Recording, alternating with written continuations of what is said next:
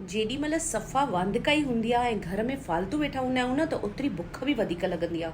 अॼु मूंखे कुझु तिखो चटपटो खाइण जी दिलि थी थिए पई। ॾिसूं था ज़ोमेटो तां छा थो मिले।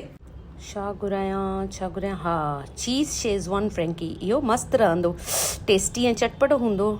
ऐड थी कयां तोभा 120 वारी 206 में। हल यार, तंहिंखां कुझु घर में थी ठाहियां पई। पैसो आहे ॻाईंदा आहियूं सिंधी, पर ईअं असांखे अजायो पैसो विञाइण न वणंदो आहे भाई। सो थी वञे एक्सपेरिमेंट। मां बसर विधो, हल्को बसर पिंक करण खां पोइ मां विधो शिमला मिर्च, थोड़ो मां विधो लूणु, थोड़ो कारो मिर्च। हे आहिनि बॉइल पोटैटोज़, स्मैश थियल।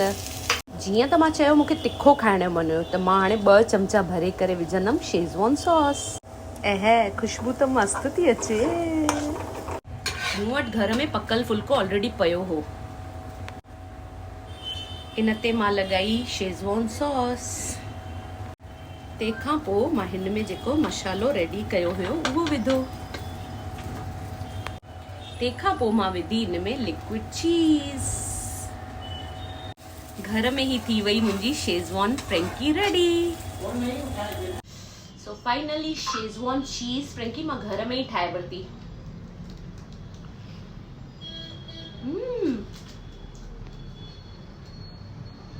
मां त ट्राई कयो हुयो। It's just an experiment. एॾी सुठी ठही वई। ऐं इन कॉस्ट घणी आई? मूंखे लॻे थो 20 खां 30 रुपया बस, ऐं काॾे 206 रुपया। सिंधी असां ईअं ई पैसा बचाईंदा आहियूं।